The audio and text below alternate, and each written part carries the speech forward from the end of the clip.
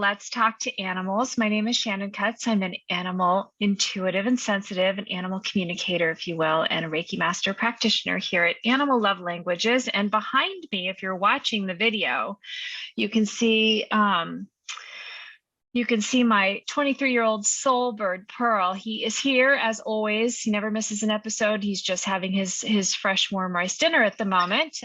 There you go. Those of you who are listening, he just checked in with a little chirp.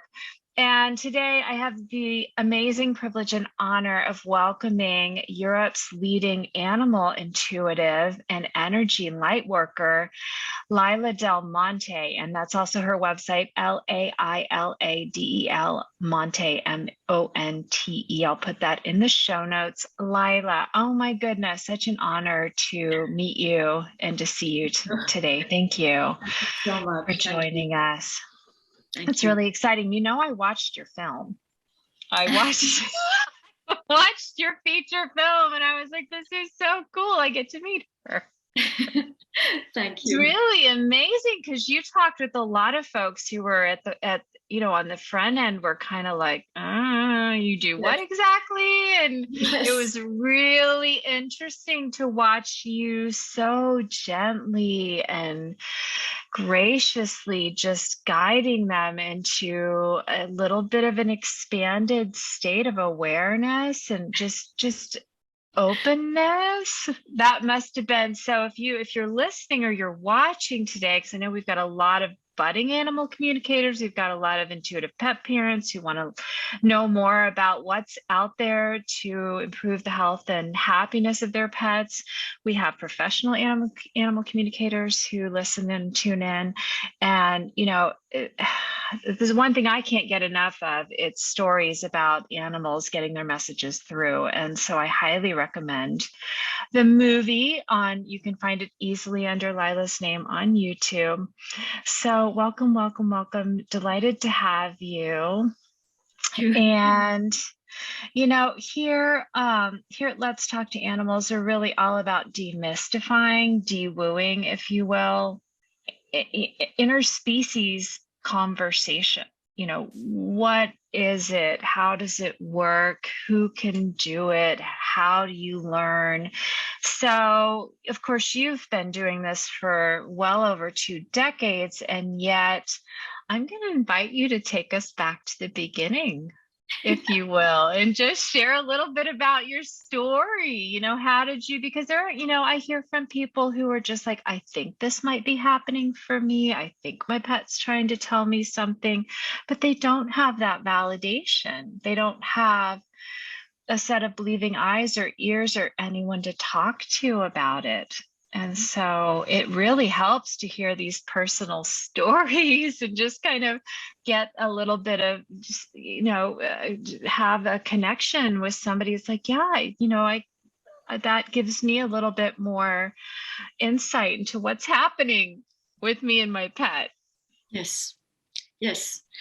So you really want to hear the beginning? I really do. Okay. I really do. Okay, so I was born in America, but I was raised in France and Spain. So we used to go in Spain on an island called Formentera on the Balearic Islands. And we would spend very long, extended summers, beyond 3 months, because my parents were writers and they would go to write. And so it was very primitive in those days. There was no running water, no electricity.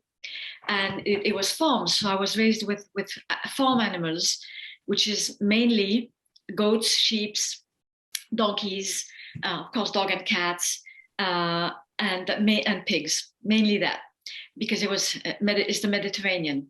So when I was a kid, so that was after 4 years old, on the farm, to me it was completely normal. I would hear sentences and I would know how they were feeling, or I would have pictures.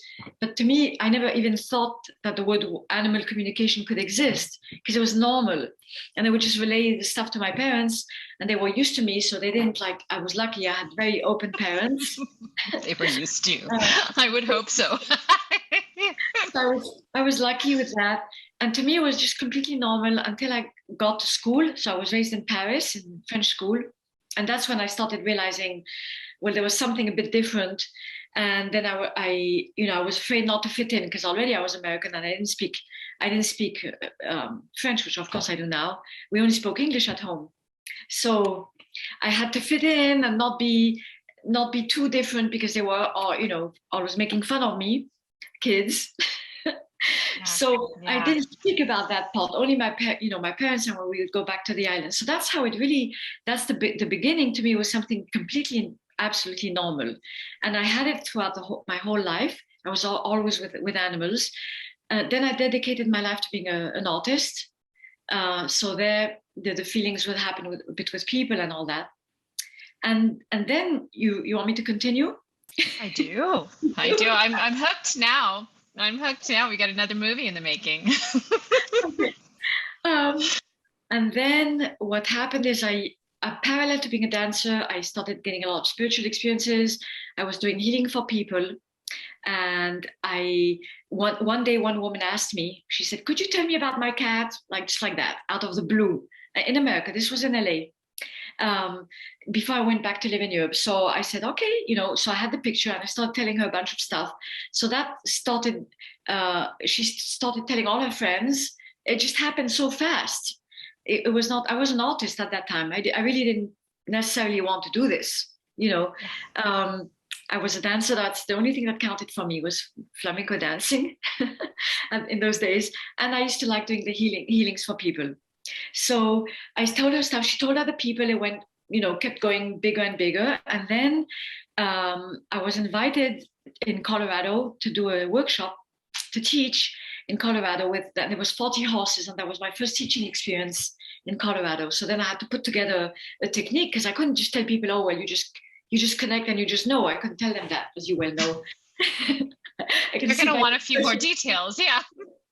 So that was my first teaching experience. And then after that, I was invited by an American woman in Paris to give a lecture. And in that lecture, there was a French woman who came, who had a big equestrian center. And she said, Laila, I'm going to have you meet the French national team of horses. And so I met the French national team and I met the big horse rider. And she started inviting me for workshops. So I started going more and more to Europe, which I was delighted because I could eat, French good things.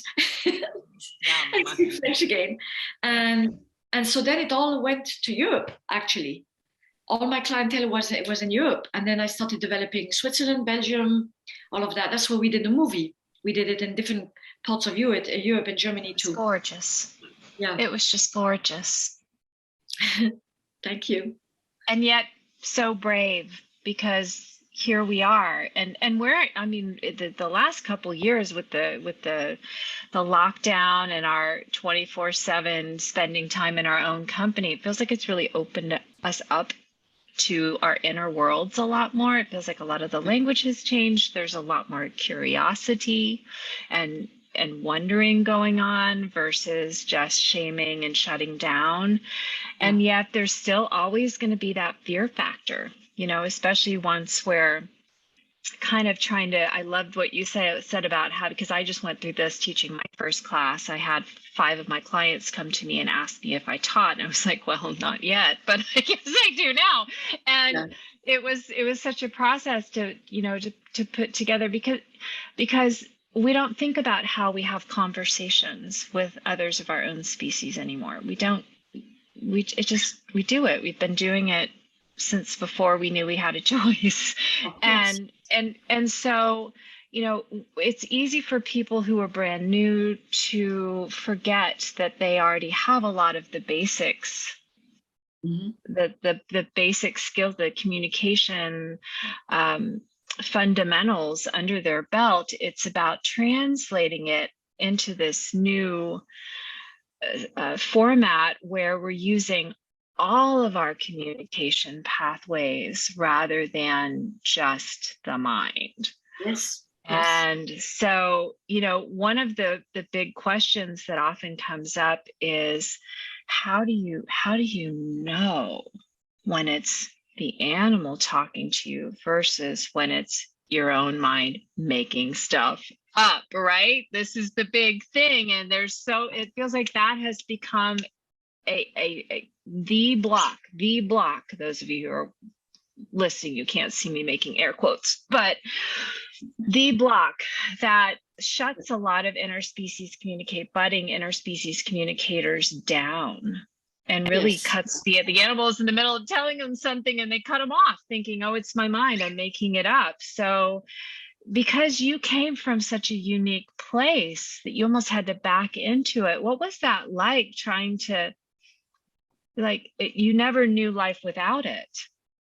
Yes, I mean, to me, I never ever doubted the information. It was like, to me, it was just obvious. What was not obvious is the opposite, like that, that there is not that communication. So that to me was normal. What I encountered is, of course, when I started teaching, like as you said, is the doubt for people. So like if I can give a little piece of advice about that, absolutely, for whoever's listening, I mean, I really think it's about discipline. It's about applying protocols and knowing also what type of strength everyone has. So some people really receive information by clairvoyance, by images. Others really they hear. Others get sense feelings, and others just know. So you have to first know your strength, because if you're clairaudient and you're expecting to have images, then you're going to get upset. Because some people say, oh, I can't see anything. I'm like, well, maybe not. Maybe you're receiving it in another way. So let's explore how you would be receiving this information. So that's number one. And then there's the part where people doubt themselves. They doubt what they receive. So the doubting, the only way to doubt is normal. It's part of human nature. To eliminate that is really the process of practice and doing and doing and doing, so you get used to it, and then you start acquiring more discernment, and then you're able to know, okay, this is me, this is my imagination, and this is not my imagination, this is something I really received. But it takes work. It takes work and effort. It's not just something that happens just like that, out of the blue. That's at least what I think. Well, and here's the other piece of it too, because that's one part of it, is just starting to trust the all these different, I love how you were saying, maybe you see in a different way. It's like we can see with our ears and hear with our eyes. And I often share the story of how when I first started learning to communicate, because I came to this later in life, it felt like there were a lot of bells and whistles inside of me that started to turn on that I didn't know were there. Yeah. And that's a really good reason to explore and play with interspecies communication as well. But here's the other piece, and this really surprised me, and it surprises a lot of folks that I talk with, because they're,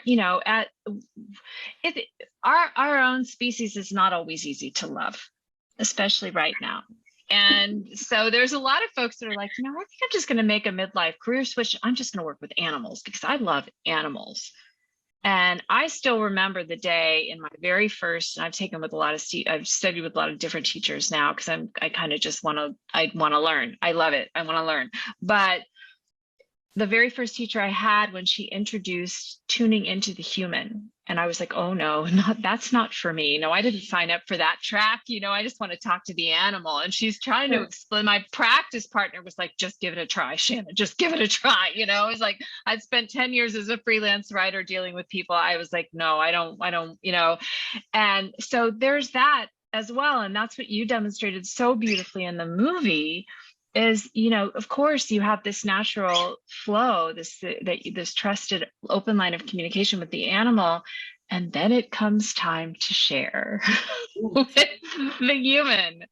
And so can you talk a little bit about that? Because that's the other piece that kind of shuts people down, whether it's being open to working with one of us, hiring you or hiring myself to talk to the animal and relay the information, or it's just that, just somehow being able to deliver sometimes difficult information. And you did that brilliantly in the movie, in a way that the human in the mix can hear it, can at least start to try to hear it. And so can you talk a little bit about, because it's kind of a fear factor thing. People are like, I'm afraid to believe this is real.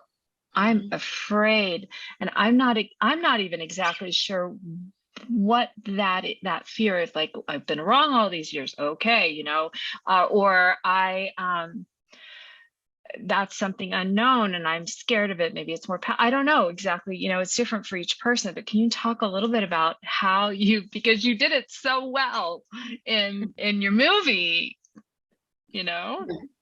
Well, whoever wants to become an animal communicator, if there's people here who want to be or who are interested, one can't separate from people, because eventually it's a person who's going to call you to ask you about an animal. Even if you're working in a zoo, it's still going to be a human being. It's going to call you.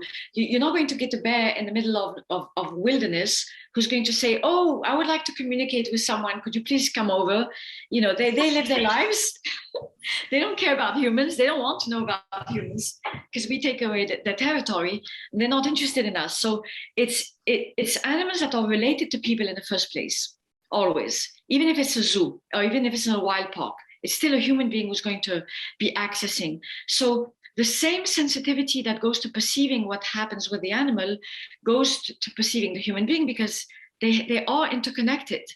So, like, I don't know if you remember in the movie when there's a part with the gorillas. They talk a lot. There's a lot of information coming up about the people who are coming to take care of them, because they're connected with the human beings, and animals are their whole safety in those cases depends on a human being. So of course they're going to react to the emotions and how the human beings are feeling, because they know that their safety depends on that human being. So one has to be in tune with a human being. We can't separate it. Now we have to be able to have the compassion for the human beings too.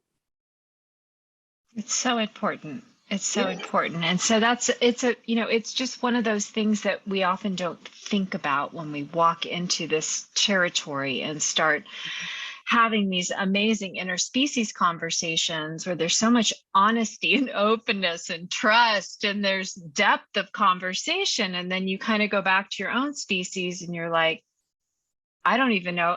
There are times when I'm talking with an animal and I'm kind of at a loss for words for how to translate exactly what came in back into human language. So yeah. And I love that, we saw one of the things that was so cool and that I love about your work. Of course, you do work a lot with horses, and you have worked a lot with horses.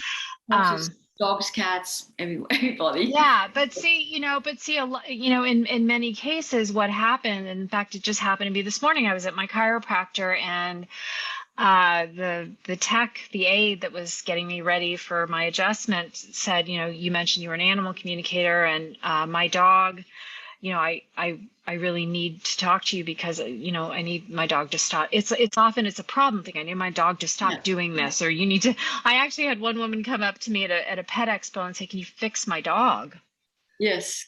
And it's kind of like, it's a mentality of, well, when something's broken, we'll go fix it, versus it's about being curious and open. Have you found that people that are caring for other species are as open to animal communication, or is it still kind of this fix-it mentality?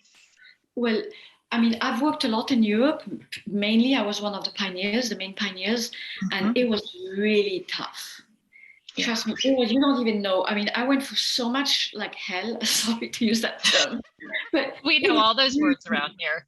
It was really difficult because especially the horse world. Of course, like the first introductions were with the horse world, because it was through this woman who changed She was very important in my life, Catherine, and she opened me up to the top horse world.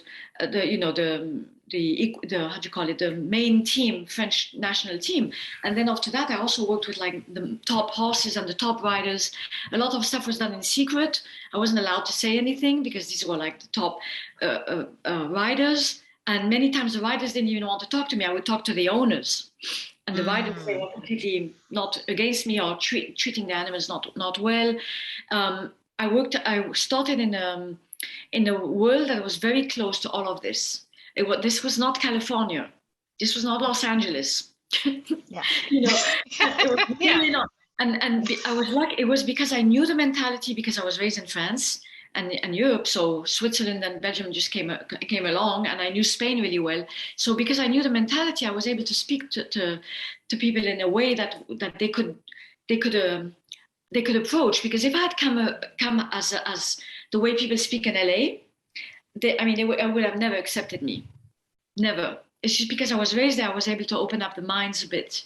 But it took a lot of years. It took a long time. And it was very difficult. It's not easy. It's not necessarily simple, and it's not something where you can expect gratification right away.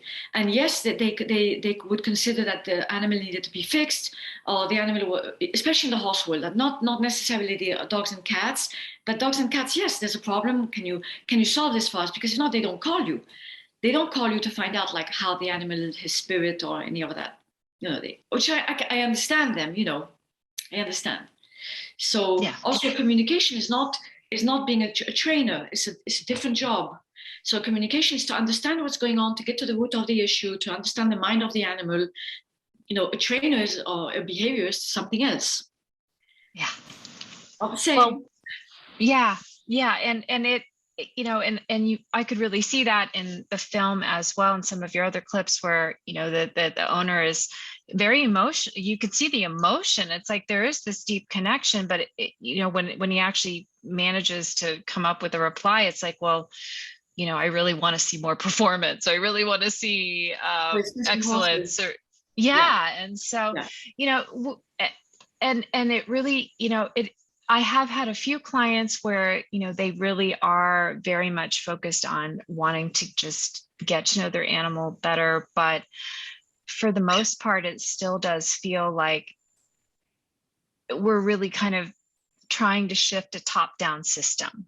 Yes. Where it's like, what if the animal really wishes their human would change, like, I wish you could fix my human. That would be I know. So another, and another question that comes up a lot, that because I have I love that you have a particular passion for horses. I have a particular passion for exotic species. I've always kept company with parrots and reptiles. Yes. And yet I find, we have a dog too, and we've always had dogs, but I find that it's like 95% of the contacts that I receive are from people that care for dogs or cats. And it makes me wonder if there's like a difference in mentality, or if, I actually, when my tortoise went missing for a week when she was 1, I actually called, this was well before I had any knowledge of my future career, that I was going to be doing this, and I was just hiring animal communicators, and I actually had a few communicators tell me, well, I can't talk to a tortoise. They don't talk the same way. Have you ever had that experience, that some species are more or easier to talk to, or more open or deeper? I hear that a lot with horses, that horses, you go deeper with horses. There's a lot of kind of rumors. And because you've been in this field for so long and have spoken with so many different species of animals, I'm curious if any of that has ever come up for you. Yeah. Okay. So let's see how I can answer that. So they all have consciousness, they all have feelings, and one can completely connect to any animal. So I used to be, speaking of reptiles, I used to be terrified of snakes, still am. And one of my friends, her son had a snake, and I did a communication, and it was absolutely beautiful. It was a beautiful feeling of connection in the mind with this snake, and I'm still terrified. Okay, so one can connect with any animal.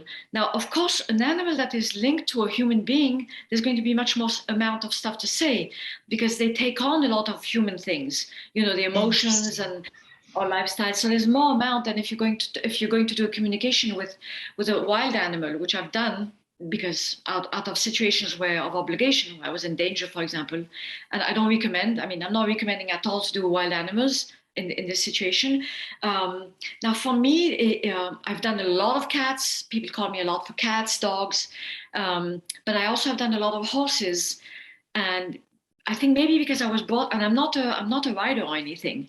And I wasn't even raised with horses, but I worked a lot with horse people.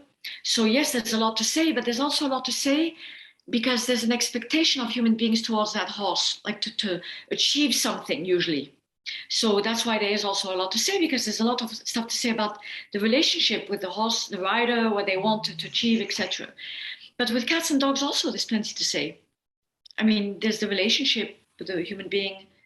Yeah, I think one can do any animal. It's not true one can't talk with a turtle. No. Yeah, I've not found that to be the case. No. I mean, my tortoise she loves to talk. Yes, But and it depends on the person. I've had people who say, I only want to be a communicator for cats because they like cats. So it's fine. I think it just depends on on the person, what they want to do, you know? Yeah, and I love that point because there are so many reasons to learn the universal language of all species. In part just because we can, Yes. because we're the only species on the planet that are not universally using it already. Mm-hmm. And there's something else that's really interesting that comes up. I know we're getting close to time, but your background as in flamenco and in dancing, so maybe you weren't an equestrian, but it occurs to me that I have personally experienced that animal communication requires that we actually inhabit our bodies. We must actually be in our bodies. We must feel what's going on in our, but yeah.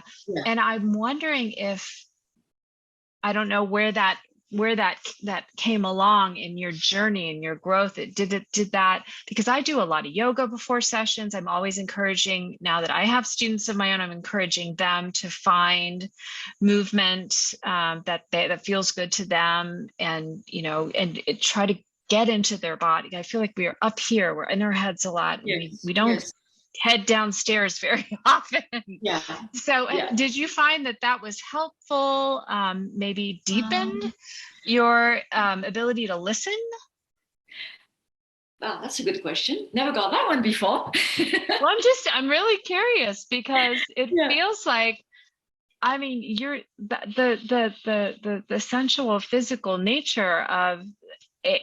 It must be kind of magical in terms of really, you're aware of where everything is, and maybe you can see through your skin and hear through your mouth and see through your nose, and just being, I mean, animals are in their body, other animal species are in their bodies. So I mean, to me, it's more about presence than the body. So it's really about being there, completely being there with the animal in your mind, because you're doing this in your mind after all, and it's not tangible.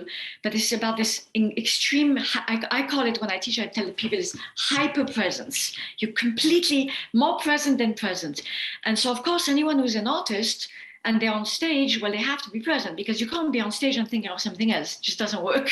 Because then you guarantee you're going to mess everything up. So every artist knows how to put their problems, aside and get on stage and be there completely in the moment. So I think it's, to me, at least to me, it's more about that, the presence, than the actual body, because when I communicate, I forget about my body. When I'm in the communication, I'm really in the spirit, more spirit. And it's about presence. But presence can be developed, like you say, in the body, with doing yoga or being with animals, or you can develop presence many ways. In so many ways. My love, are you done with your dinner? Yeah, I know. Mwah. Well, it's been a absolute pleasure and honor. Yeah, this is his dinner hour, so we like to have. I mean, this picture of you with the bird is just so beautiful. Love you. Wow. 23 years together. That's incredible. other than my relationship with my mom and dad, that's the longest relationship in my life. So I know, and I'm privileged. I'm so lucky and so blessed. Yes, I am. So, well, we have come to the end of our time. I am so grateful for the connection and the chance to talk with you. And I want you, if you're willing and open to it, to share with our listeners and our viewers how people can reach you and how they can work with you. And I know you've got books. We've talked about the movie. So if you could share a little, maybe you've got some stuff coming up that you'd like to share. Of course, this will air in I want to say the end of August. It's going to air in the end of August, or it's right at the end of August, I believe. So any way that people can reach out to you or connect with you would be amazing. Okay, so you want me to tell you now? Yes. So basically, there's the website, which is being redone. So hopefully by end of August, it should be finished. The main thing is to go on the website and check everything. Now, the books are published in French, Spanish, and Italian, and going to Portuguese. So I just got a publisher recently from Canada who's going to do the translations into English of the other books. Yes, the first one is in English. But the one on the afterlife, which is the most important one in my consideration, is going to hopefully come out soon. As far as workshops, most of them are in French up to now. We have done English, and I will continue doing English once in a while. Maybe in summer, I'm not sure. We'll see. Maybe September, October. That's about it for English language. You know, there's a lot of things in English.